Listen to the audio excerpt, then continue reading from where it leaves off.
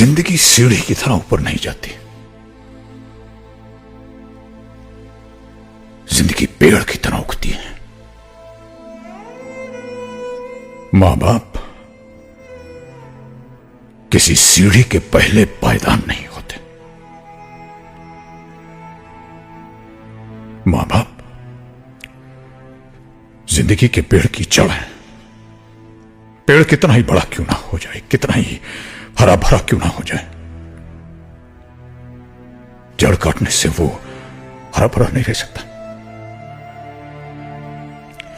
इसलिए आज बड़ी विनम्रता और आदर से मैं पूछता हूं,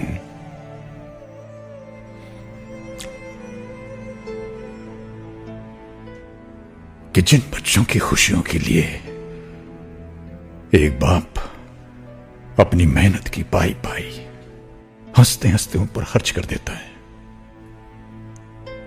वही बच्चे जब बाप की आंखें धुंधली हो जाती हैं तो उन्हें कतरा भर रोशनी देने से क्यों कतराते हैं?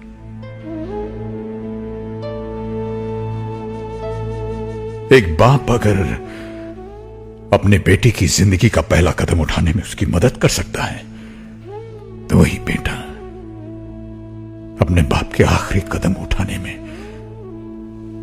उसे सहारा क्यों नहीं दे सकता?